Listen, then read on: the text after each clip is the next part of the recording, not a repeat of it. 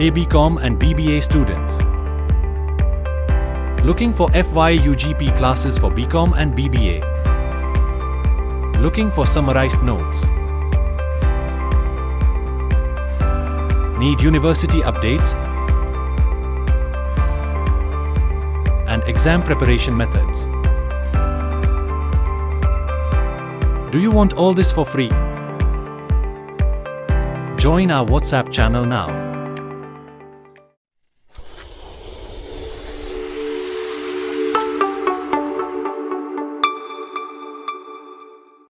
Okay, welcome to study board. അപ്പോൾ നമ്മുടെ BR എന്ന് പറഞ്ഞ പേപ്പർ, ബിസിനസ് റെഗുലേഷൻ എന്ന് പറഞ്ഞ പേപ്പറിൽ നമ്മളിതുവരെ 5ാമത്തെ ചാപ്റ്റർ വരെയായിരുന്നു എടുത്ത് കഴിഞ്ഞിട്ടുണ്ടായിരുന്നത്. ഓക്കെ, ഇനി നമുക്ക് 6ാമത്തെ ചാപ്റ്ററിലേക്ക് കിടക്കണം. അത് ഫ്രീ കോൺസെന്റ് ആണ്. അപ്പോൾ ഒരു കോൺട്രാക്റ്റുമായിട്ട് ബന്ധപ്പെട്ട് കിടക്കുന്ന കാര്യങ്ങളാണ് നമ്മൾ പഠിച്ചുകൊണ്ടിരിക്കുന്നത്. അപ്പോൾ കോൺട്രാക്റ്റിൽ വേണ്ടൊരു ഇമ്പോർട്ടൻ്റ് കാര്യമാണ് ഫ്രീ കോൺസെന്റ്. കോൺസെന്റ് എന്ന് വെച്ചാൽ സമ്മതം. അതായത് നമ്മുടെ എന്താണ്, ഒരു പ്രഷറും ഇല്ലാതെ, ഒരു സമ്മർദ്ദവും ഇല്ലാതെ നമ്മുടെ സ്വയഷ്ടപ്രകാരമായിരിക്കണം നമ്മളൊരു കോൺട്രാക്റ്റിൽ ഏർപ്പെടേണ്ടത്. അപ്പോൾ ഫ്രീ കോൺസെന്റ് എല്ലാം തെളിയിക്കുന്ന ചില സിറ്റുവേഷൻസ് ഉണ്ട്. അപ്പോൾ അതിനെക്കുറിച്ചിട്ടാണ് നമുക്ക് ഈ ഒരു ചാപ്റ്ററിൽ പഠിക്കാനുള്ളത്. അപ്പോൾ ഒരു കോൺട്രാക്റ്റിൽ 2 പേർ ഏർപ്പെടുന്ന നേരത്തെ അവിടെ കോൺസെന്റ് വേണം. കോൺസെന്റ് മീൻസ് സമ്മതം. അതെന്തായിരിക്കണം? ഫ്രീ ആയിരിക്കണം. ഒരാളുടെ സ്വയം താല്പര്യപ്രകാരമായി. ഫ്രീ മീൻസ് എന്താണ്? സ്വയം താല്പര്യപ്രകാരം. അതൊക്കെ ഫ്രീഡം വേണം. ഓക്കെ, ഒരാൾ ഇതാണ് ഇൻഡിപെൻഡൻ്റ് ആയിട്ട് എടുക്കുന്നത്, സ്വാതന്ത്ര്യത്തോടു കൂടി എടുക്കുന്ന എന്താണ്, സമ്മതമായിരിക്കണം. അപ്പോൾ അതാണ് ആദ്യത്തെ ചോദ്യം. What do you mean by consent? എന്താണ് കോൺസെന്റ് എന്നുള്ളതാണ് ആദ്യ ചോദ്യം. അപ്പോൾ എന്താണ് കോൺസെന്റ് എന്ന് വെച്ച് അവിടെ കൊടുത്തിരിക്കുന്നത്? According to section 13 of the Indian contract act, 2 or more persons are said to consent when they agree upon the same thing in the same sense. There must be consensus ad idem or identity of minds between parties.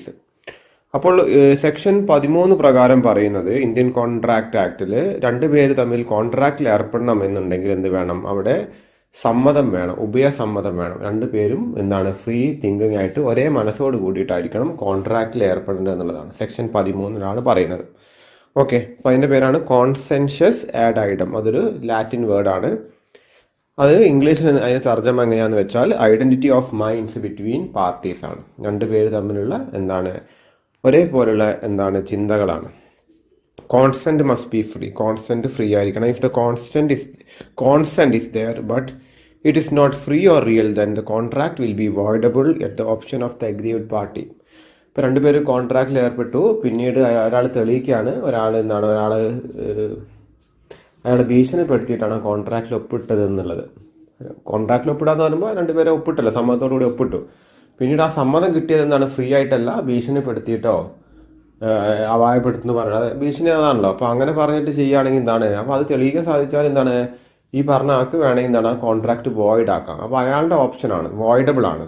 അയാൾക്ക് വേണമെങ്കിൽ ഇനി കുഴപ്പമില്ല, ഞാൻ contract മുന്നോട്ട് പോയിക്കോട്ടെ എന്ന് പറയുകയാണെങ്കിൽ അത് കോൺട്രാക്ട് ലീഗലി എൻഫോഴ്സിബിൾ ആണ്, കുഴപ്പമില്ല, അത് കോൺട്രാക്റ്റായി നിലനിൽക്കും. പക്ഷെ അയാൾ പറയുകയാണെങ്കിൽ എനിക്ക് കോൺട്രാക്ട് താല്പര്യമില്ല, എനിക്ക് ഫ്രീ കോൺസെന്റ് അല്ല, എന്നെ ബലപൂർവ്വം അല്ലെങ്കിൽ ബലമായി എന്നെ കൊണ്ട് ആ കോൺട്രാക്റ്റിൽ ഏർപ്പെടുത്തിയതാണ് എന്ന് പറയുകയാണെങ്കിൽ then the contract is voidable by the aggrieved party. അപ്പോൾ ആർക്കാണോ പരാതി ഉള്ളത് അയാളുടെ അടിസ്ഥാനത്തിൽ ആ കോൺട്രാക്ട് എന്താണ്, വോയിഡബിൾ ആണ്.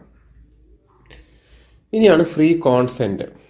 ഓക്കെ, അപ്പോൾ ഇതാണ് കോൺസെന്റ് എന്താണെന്നുള്ളത് വെച്ചാൽ. ഇനി ഫ്രീ കോൺസെന്റ് എന്താണ്? The word free consent is defined in section 14 of the contract act as follows. Section 14 contract ആക്ടിൽ സെക്ഷൻ 14 എന്ത് വന്നിരിക്കുന്നത്? ഈ ഫ്രീ കോൺസെന്റ് എന്താണെന്നുള്ളതിനെ കുറിച്ച് പറയുന്നത്. അപ്പോൾ ഫ്രീ കോൺസെന്റ് എന്താണ്? The word free consent is defined in section 14 of the contract act as follows. Consent is said to be free when it is not caused by. Consent free ആണ്, അത് ഈ താഴെ പറഞ്ഞ കാര്യങ്ങളിലൂടെ അല്ല വന്നതെങ്കിൽ. ഒന്ന് കോർഷനാണ്. കോർഷൻ എന്താ നമുക്ക് പറയാം. ഒന്ന് അൺഡ്യൂ ഇൻഫ്ലുവൻസ് ആണ്, അതിനെക്കുറിച്ചൊക്കെ പറയാനുണ്ട്. ഫ്രോഡ്, ഒന്ന് മിസ് റെപ്രസെൻറ്റേഷൻ, അത് സെക്ഷൻ 18 പറയുന്നത്. പിന്നെ മിസ്റ്റേക്ക്. അപ്പോൾ കോർഷൻ അത് section 15, undue influence section 16, fraud section 17, miss representation section 18, mistake section 20, 21, 22. അപ്പോൾ ഇതാണ് ഫ്രീ കോൺസെന്റ് എന്ന് വെച്ചാൽ. അപ്പോൾ ഇതിലൂടെ ഒന്നുമല്ല നമുക്കൊരു ആൾ സമ്മതം കിട്ടിയിരിക്കുന്നതെങ്കിൽ ഒന്ന് coercion, next is undue influence, third is fraud, then fourth is misrepresentation and fifth is mistake. അപ്പോൾ ഇത് ഓരോന്ന് നോക്കണം നമുക്ക്. അപ്പോൾ ഇത് 5 പേരുകൾ മറക്കാതെ വെക്കുക. അത് എന്താണ്, അതിൽ ഓരോന്നിനും പറഞ്ഞ കാര്യങ്ങൾ ശ്രദ്ധിക്കുക. റിപ്പീറ്റഡ് ക്വസ്റ്റ്യൻസ് ആയിട്ട് ചോദിക്കുന്നതാണ്. അപ്പോൾ ഇതൊന്നും അല്ലാതെയാണ് ഒരു കോൺസെൻറ്റ്, ഒരു സമ്മതം ഒരു കോൺട്രാക്റ്റിൽ 2 പേർക്കും തമ്മിലുള്ളതെങ്കിൽ ദെൻ ദ കോൺട്രാക്റ്റ് ഈസ് എന്താണ്, ഫ്രീ കോൺട്രാക്റ്റ്, അല്ലെങ്കിൽ by the consent of 2 parties with free consent. Okay, free consent അങ്ങനെയാണ് വരുന്നത്. ഇനി ആദ്യം കോർഷൻ ആണ്. എന്താണ് കോർഷൻ എന്ന് വെച്ചാൽ? Coercion means compelling or forcing a person to enter into a contract under a pressure or threat. അതായത് ഒരാളെ സമ്മർദ്ദത്തിലാഴ്ത്തുക, അല്ലെങ്കിൽ ഒരാളെ ഭീഷണിപ്പെടുത്തുക, അങ്ങനെ കോൺട്രാക്റ്റിലേക്ക് കൊണ്ടുവരിക. ആ സമ്മർദ്ദത്തിൻ്റെയോ ആ ഭീഷണിയുടെയോ ഒക്കെ പേരാണ് കോർഷൻ എന്ന് വെച്ചാൽ. Here constant is obtain through A threat or of N offence or committing an offense. Coercion simply means forcing a person to enter into a contract. ഒരാളെ കോൺട്രാക്റ്റിൽ ഏർപ്പെടാൻ നിർബന്ധിക്കുക. അതാണ് കോർഷൻ എന്ന് വെച്ചാൽ. എക്സാമ്പിൾ പറയുന്നത്, A threatens B and compels him to sell his house for ₹5 lakh. Here B is consent has been obtained by coercion. അപ്പോൾ A bin ഭീഷണിപ്പെടുത്തി, നിങ്ങളുടെ വീട് എനിക്ക് 5 ലക്ഷത്തിന് വിറ്റേ പറ്റൂ എന്നുള്ളത്. അപ്പോൾ ആ വീടിന് ചിലപ്പോൾ കോടികൾ വില ഉണ്ടാവാം. അപ്പോൾ അങ്ങനെ ആ ഭീഷണിപ്പെടുത്തി എന്ന് ബി കോടതി തെളിയിച്ചു കഴിഞ്ഞാൽ ആ കോൺട്രാക്റ്റ് വോയിഡ് ആവും. കാര്യം ബി പറയുകയാണെങ്കിൽ കുഴപ്പമില്ല, ഭീഷണിപ്പെടുത്തിയാലും കുഴപ്പമില്ല, ഞാനത് വിൽക്കാൻ തയ്യാറാണെന്ന് പറയുകയാണെങ്കിൽ കുഴപ്പമില്ല. അല്ലാന്നുണ്ടെങ്കിൽ ബി പറയുകയാണെങ്കിൽ എനിക്ക് ആ കോൺട്രാക്റ്റ് താല്പര്യമില്ല. ഓക്കെ, അപ്പോൾ അതാണ് കോർഷൻ എന്ന് വെച്ചാൽ. ഇനി അതിൻ്റെ ഡെഫിനിഷനാണ് കൊടുത്തിരിക്കുന്നത്. എന്താണ്? Section 15 defines coercion as committing or threatening to commit an act, any act forbidden by the Indian Penal Code of unlawful detaining or threatening to detain any property to the prejudice of any person, whatever with the intention of causing a person to enter into an agreement. നേരത്തെ പറഞ്ഞ കാര്യമാണ്. Unlawful ആയൊരു കാര്യം ചെയ്തിട്ട് നിങ്ങളെ ഉപദ്രവിക്കുമെന്ന് പറഞ്ഞിട്ട് നമ്മളൊരാളെ കോൺട്രാക്റ്റിൽ ഏർപ്പെടുത്താം. അപ്പോൾ അതാണ് സെക്ഷൻ 15 പറയുന്നത്. ഇനി കോർഷൻ്റെ ചില സർട്ടൻ എലമെൻറ്റ്സ്, അതിന് ചില ഘടകങ്ങളുണ്ട്, അത് നോക്കാം. അതിലെന്തൊക്കെയാണ്? committing of any act forbidden by the Indian Penal Code. Indian penal code ചെയ്യരുത് എന്ന് പറഞ്ഞൊരു കാര്യം കമ്മിറ്റ് ചെയ്യുന്നു പറയാം, അല്ലെങ്കിൽ ചെയ്യാം. Then threatening to commit any act forbidden by the Indian penal code. അപ്പോൾ ഒന്നുകിൽ കമ്മിറ്റ് ചെയ്യുക, നമ്മളൊരാൾ തട്ടിക്കൊണ്ടുപോവുക, ഒരു വീട്ടിലൊരാളെ തട്ടിക്കൊണ്ടുപോയിട്ട് നമ്മളൊരു കോൺട്രാക്റ്റിൽ ഏർപ്പെടുത്തുക. അത് തട്ടിക്കൊണ്ടുപോവുക, കിഡ്നാപ്പിംഗ് എന്ന് വെച്ചാൽ ഇന്ത്യൻ പീനൽ കോഡ് പറഞ്ഞാൽ എന്താണ്, ചെയ്യാൻ പാടില്ല എന്ന് പറഞ്ഞൊരു കാര്യമാണ്. It is forbidden by Indian penal code അല്ലേ. പിന്നെ ഒരാൾ ബ്ലാക്ക് മെയിൽ ചെയ്യുക, അതും ഇന്ത്യൻ പീനൽ കോഡ് പറഞ്ഞ ഒരാളെ ഭീഷണിപ്പെടുത്താൻ പാടില്ല, ബ്ലാക്ക് മെയിൽ ചെയ്യാൻ പാടില്ല. അല്ലെങ്കിൽ നമ്മൾ പറയുകയാണ് ഒരാളെ തട്ടിക്കൊണ്ടുപോകുമെന്നൊരു ഭീഷണി മുഴക്കുകയാണ്, അതും ചെയ്യാൻ പാടില്ല. അപ്പോൾ രണ്ടാമത്തെ അതാണ് threatening to commit any act. നിങ്ങളെ കൊല്ലുമെന്ന് പറയാം അല്ലേ, കൊല്ലുമെന്ന് പറഞ്ഞിട്ട് ഭീഷണിപ്പെടുത്തുക. കൊല്ലുന്നത് എന്താണ്? ഫോർബിഡൻ ആക്റ്റാണ്. അത് ചെയ്യുമെന്ന് പറഞ്ഞ് ഭീഷണിപ്പെടുത്തുക. പിന്നെ unlawful detaining or threatening to detain any property. നമ്മളെ കൈവശം, നമ്മളെ സമ്പാദ്യങ്ങൾ എന്തെങ്കിലും അവരെ കയ്യിലുണ്ടെങ്കിൽ, അല്ലെങ്കിൽ എന്തെങ്കിലും നമ്മളവരെ ഏൽപ്പിച്ചിട്ടുണ്ട്, അത് തരില്ല, നിങ്ങൾ എനിക്കിത് തന്നാലേ തരൂ എന്ന് പറയുന്നത് ചെയ്യുക, ഒരു അൺലോഫുൾ ഡീറ്റെയിനിങ്. നമ്മളെ സാധനങ്ങളോ അല്ലെങ്കിൽ നമ്മളെ കൂടെയുള്ള വ്യക്തിയെയോ ഒക്കെ പിടിച്ചു വെക്കുക, കോൺട്രാക്റ്റിൽ ഏർപ്പെടുത്താൻ വേണ്ടിയിട്ട്. The act of coercion must be done with the object of inducing or compelling any person to enter into a contract. ഒരാളെ ഇൻഡ്യൂസ് ചെയ്യുക, ഒരാളെ നിർബന്ധിച്ചു കൊണ്ടിരിക്കാൻ ആവശ്യമായിട്ട്, അത് ചെയ്യാൻ പാടില്ല കോൺട്രാക്റ്റിൽ ഏർപ്പെടാനായിട്ട്. അതും കോർഷൻ്റെ ഭാഗമാണ്. Coercion can be applied either by a party to the contract or even by a stranger. ഒന്നുകിൽ ആ പാർട്ടി ആയിക്കോളുന്ന, അയാൾ വേറെ ആളെ ഏൽപ്പിച്ചാൽ മതി, ഒരു സ്ട്രേഞ്ചർ ആയാലും കുഴപ്പമില്ല. അപ്പോൾ ഇതും കോൺട്രാക്റ്റിൻ്റെ ഭാഗമാണ്. രണ്ടുപേർ തമ്മിൽ ഡയറക്റ്റായിട്ട് ഇപ്പോൾ വേറെ ആൾ പറയാണ്, നിങ്ങൾ ഈ ആളുമായിട്ട് ഒരു കോൺട്രാക്റ്റിൽ ഏർപ്പെടും, നിങ്ങളെ വീട് 2 ലക്ഷം രൂപയ്ക്ക് അയക്ക് വിൽക്കും. അപ്പോൾ ആ വിളിക്കുന്ന ആൾ ചിലപ്പം സ്ട്രേഞ്ചർ ആയിരിക്കും, മറ്റേ ആൾ ഡയറക്റ്റ് വിളിക്കണമെന്നില്ല. അപ്പോൾ പാർട്ടിയോ അല്ലെങ്കിൽ സ്ട്രേഞ്ചറോ വിളിച്ചാൽ മതി. പിന്നെന്താണ്? The place of coercion is immaterial. എവിടെ നിന്നാണോ നമ്മളെ ഭീഷണിപ്പെടുത്തുക എന്നുള്ളത് ഇമ്മെറ്റീരിയലാണ്. അതിന് ഭീഷണിപ്പെടുത്തി തെളിവ് കിട്ടിയാൽ മതി. എവിടെ നിന്നാണ് ചെയ്തതെന്നുള്ള കേസ് എന്താണ് തെളിയിക്കേണ്ട കാര്യമില്ല, അത് ഇമ്മെറ്റീരിയലാണ്, അതിന് റെലവൻസ് ഇല്ല. അപ്പോൾ ഇതൊക്കെയാണ് കോർഷൻ്റെ എലമെൻറ്റ്സ് ആയിട്ട് പറയുന്നത്. Then threat to commit suicide, അതെന്താണെന്നുള്ളതാണ്. ചിലപ്പോൾ അത് ചോദ്യം വരും, threat to commit suicide coercion ആണോ എന്നുള്ളതാണ്. അപ്പോൾ അതിൻ്റെ ഡിസ്കഷനാണ്. Threat to commit suicide amounts to കോർഷൻ.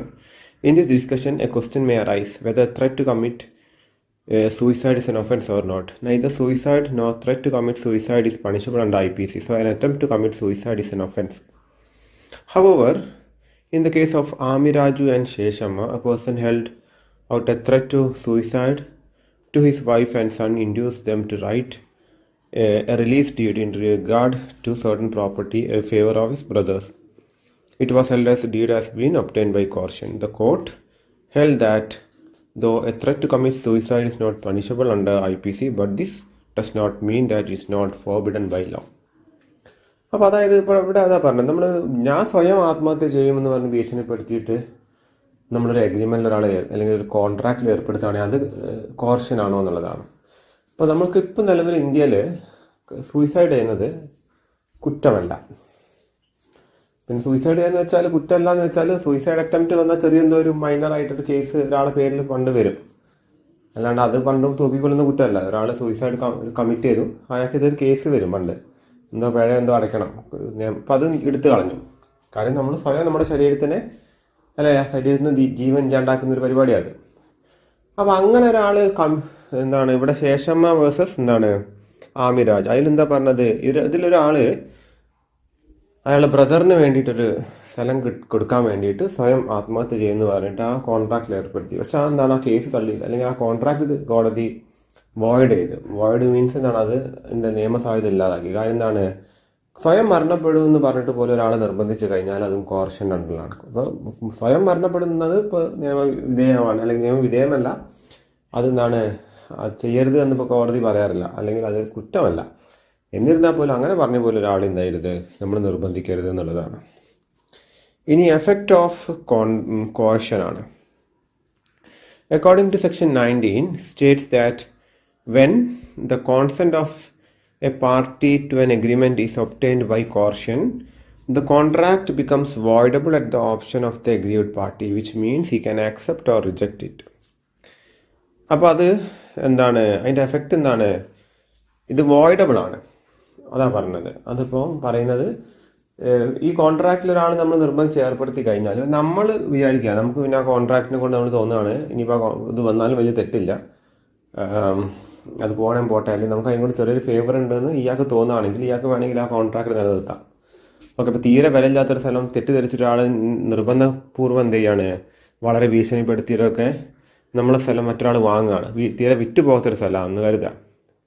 Okay, അപ്പോൾ എന്താണ്, വളരെ ഒരു ദുർനിമിത്തമുള്ളൊരു സ്ഥലമാണെന്ന് കരുതുക. പറയുമ്പോൾ ടൗണിൽ നടുവിലായിരിക്കും. നമ്മൾ പിന്നെ വിചാരിക്കുകയാണ് എന്നാലത് വിറ്റ് പോവുകയാണെങ്കിൽ പോയിക്കോട്ടെ, അങ്ങനെയെങ്കിലും ഒരാൾ തെറ്റിദ്ധരിച്ചെടുക്കട്ടെ, അത് നമ്മളെ ഭീഷണിപ്പെടുത്തിയിട്ടാലും കുഴപ്പമില്ല. അപ്പോൾ പിന്നെ അയാളുടെ കയ്യിലാണത്.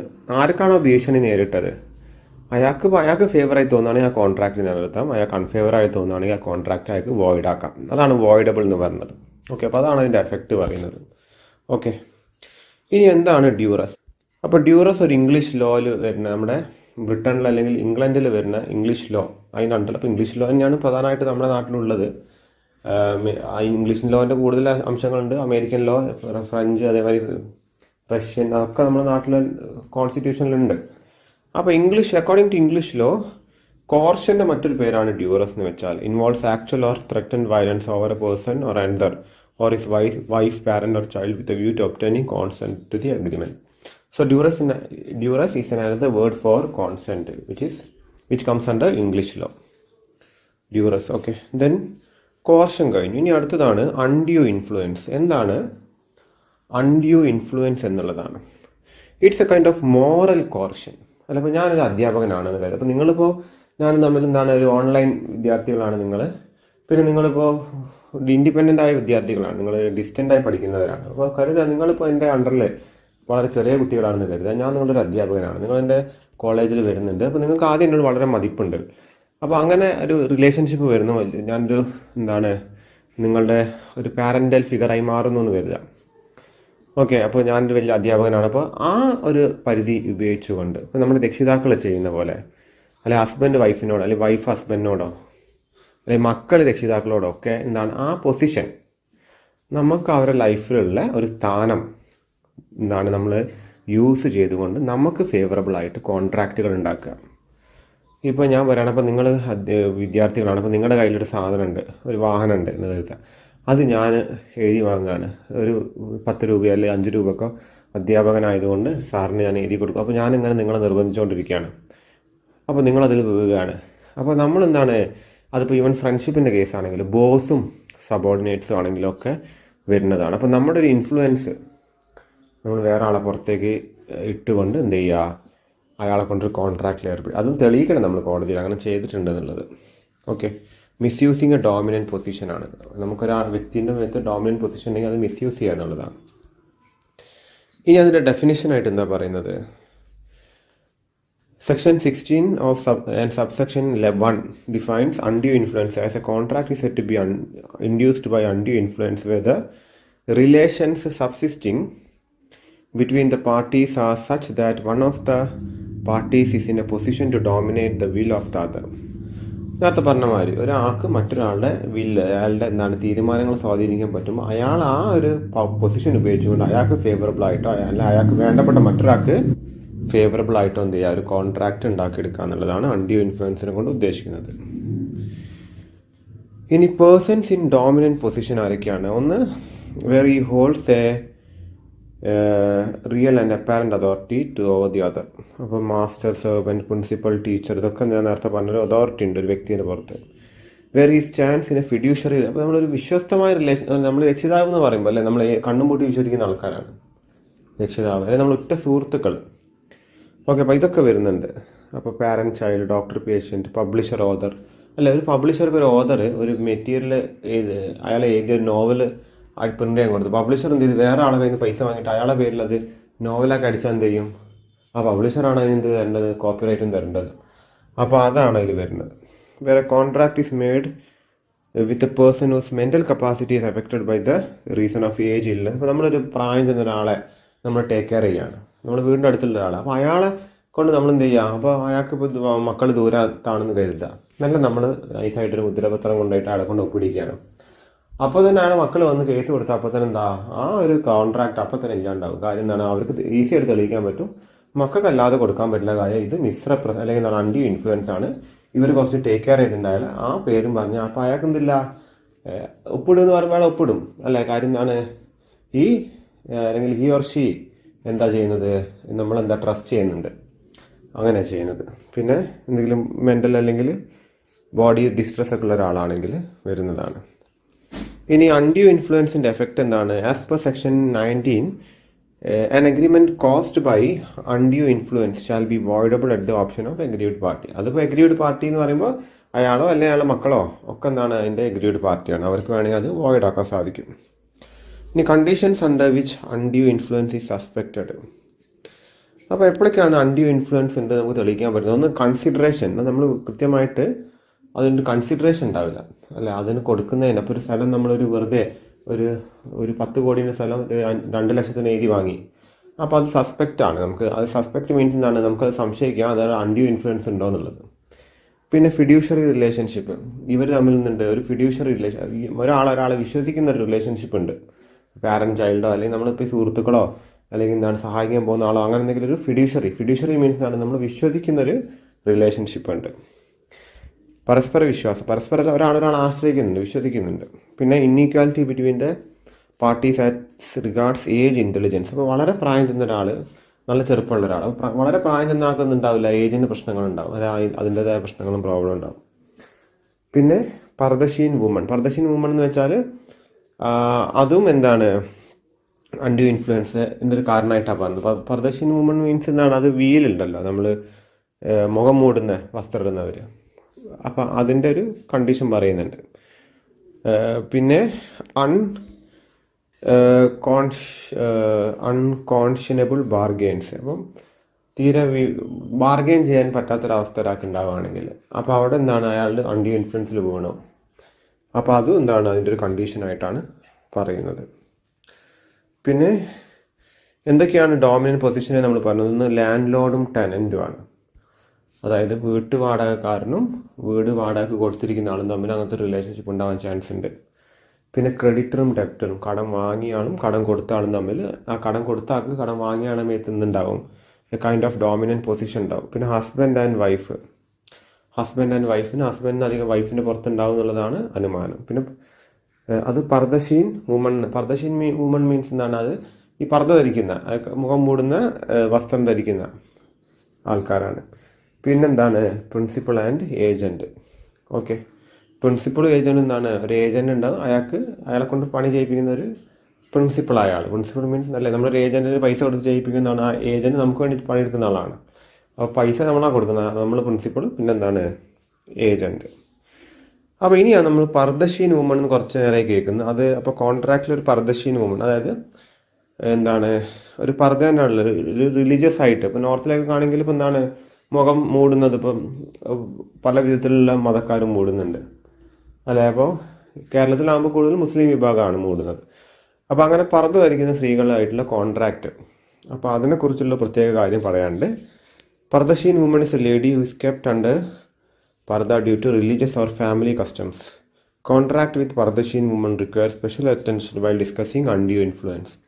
അപ്പോൾ ഒരു പർദ്ദശീൻ വുമണുമായിട്ട് നമ്മൾ കോൺട്രാക്റ്റിൽ ഏർപ്പെടുമ്പോൾ ശ്രദ്ധിക്കേണ്ട കാര്യങ്ങൾ കുറേ ഉണ്ടെന്നാണ് പറഞ്ഞത്. A contract with pardanashin woman is presume to have been influenced by undue influence. A pardanashin woman is one who observes a complete seclusion because of custom. അപ്പോൾ അതായത് പർദ്ദശീൻ വുമണിനെ നിയമം പരിഗണിക്കുന്നത് എന്താണ്? ഒരു കമ്മ്യൂണിറ്റി അല്ലെങ്കിൽ എന്താണ് സൊസൈറ്റിയിൽ നിന്ന് ഒന്ന് വിട്ടു നിൽക്കുന്ന, കൃത്യമായിട്ട് മിങ്കിൾ ചെയ്യാൻ പറ്റാത്ത ഒരാളായിട്ടാണ് കരുതുന്നത്. അപ്പോൾ അതുകൊണ്ട് അൺഡ്യൂ ഇൻഫ്ലുവൻസിൽ ഏർപ്പെടാൻ കൂടുതൽ ചാൻസ് ഉള്ള ഒരാളായിട്ടാണ് പരിഗണിക്കുന്നത്.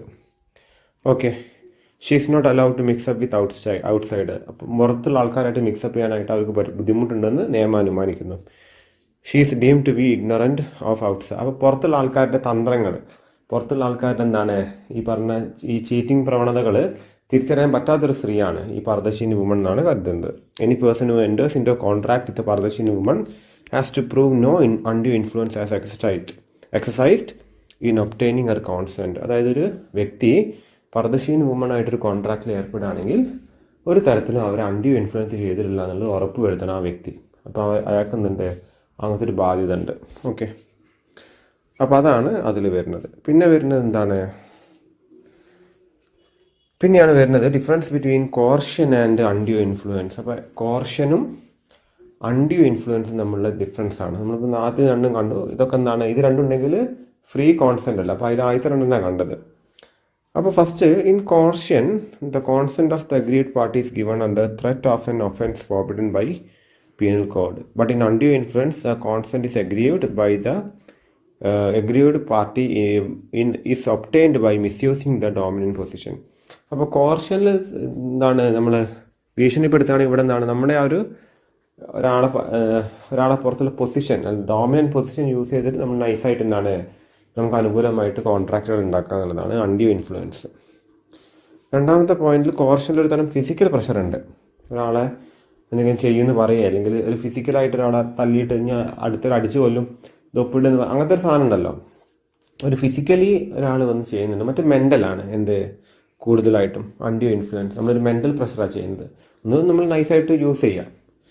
പിന്നെ in case of coercion the threat or pressure may come from a third party. ഒരു തേർഡ് പാർട്ടീൻ്റെ കയ്യിൽ നിന്നാണ് പ്രഷർ വരുന്നത്. ഹൂസിനോടെ അധികം വരിക. കോർഷൻ ചെയ്യുമ്പോൾ ഒരാളിപ്പോൾ നമ്മൾ ഭീഷണിപ്പെടുത്തുകയാണെങ്കിൽ അധികം പുറത്തുള്ള ഒരാളായിരിക്കും. ഇതിൽ എന്താണ് ഇതിൽ ഇൻവോൾവ് ചെയ്യാത്തൊരു പാർട്ടി ആയിരിക്കില്ല. ചിലപ്പോൾ ഇയാളും ആയിരിക്കും. പക്ഷെ അൺഡ്യൂ ഇൻഫ്ലുവൻസ് എപ്പോഴും എന്താണ് ആ പാർട്ടി അവിടെ ഉണ്ടാവും അല്ലേ. അതായത് ഇപ്പോൾ ഒരു അച്ഛനും മകനും ആണെങ്കിൽ അച്ഛനാണ് അവിടെ ഇൻഫ്ലുവൻസ് ചെയ്യണമെങ്കിൽ എന്താണ് അയാൾ പിന്നെ വേറെ ആളെ ഉപയോഗിക്കാൻ പറ്റില്ലല്ലോ അല്ലേ. വേറെ ആളെ വെച്ച് കഴിഞ്ഞാൽ പിന്നെ അവിടെ അൺഡ്യൂ ഇൻഫ്ലുവൻസ് ഇല്ലല്ലോ. അപ്പോൾ അധികം ആ പാർട്ടി തന്നെ അവിടെ ഉണ്ടാവും. Coercion involves a criminal act. Undue influence ഒരു ക്രിമിനൽ ആക്ട് അല്ല. കോർഷൻ ഒരു ക്രിമിനൽ ആക്ടാണ്. ഒരു മൂത്ത ചേട്ടനുണ്ട്, അപ്പോൾ ഇളയ സഹോദരനോട് നൈസായിട്ട് ആ പൊസിഷൻ ഉപയോഗിച്ചെന്നാണ് ഒരു സ്ഥലം എഴുതി വാങ്ങിയാൽ അതൊരു അൺഡ്യൂ ഇൻഫ്ലുവൻസ് മാത്രമല്ല, ക്രിമിനൽ ആക്ടില്ല. പക്ഷെ നമ്മളൊരാളെ ഭീഷണിപ്പെടുത്തുക എന്ന് വെച്ചാൽ അത് ഭീഷണിപ്പെടുത്തുന്നത് തന്നെ ക്രിമിനൽ ആക്ടാണ്. അപ്പോൾ അതിന് വേറെ ജയിലിൽ കിടക്കേണ്ടി വരും. പിന്നെ in case of coercion relationship between parties to the contract is not necessary. അപ്പോൾ കോർഷൻ വരുന്ന നേരത്ത് ഈ ആൾക്കാർ തമ്മിൽ റിലേഷൻഷിപ്പ് എന്താണെന്നുള്ളതൊന്നും തെളിയിക്കണ്ട. പക്ഷെ അൺഡ്യൂ ഇൻഫ്ലുവൻസ് വരുമ്പോൾ തെളിയിക്കണം. ഇയാൾക്ക് എന്തുണ്ട്, ഇയാളെ പുറത്തൊരു ഒരു ഡോമിനൻറ്റ് പൊസിഷൻ ഉണ്ട് എന്നുള്ള അങ്ങനത്തെ ഒരു റിലേഷൻഷിപ്പ് ഉണ്ട് എന്നുള്ള കേസ് കോടതിയിൽ തെളിയിക്കണം. ഓക്കെ, ഇതൊക്കെയാണ് അതിൽ വരുന്നത്. ഇനി കുറച്ചും കൂടി ഈ ചാപ്റ്ററിലുണ്ട്, കുറച്ച് വലിയൊരു ചാപ്റ്ററാണ്. ഓക്കെ, അപ്പോൾ അത് രണ്ടാമത്തെ ക്ലാസ്സിലെടുക്കാം. ഓക്കെ, അപ്പോൾ ഇതുവരെ ഒന്ന് നോക്കുക.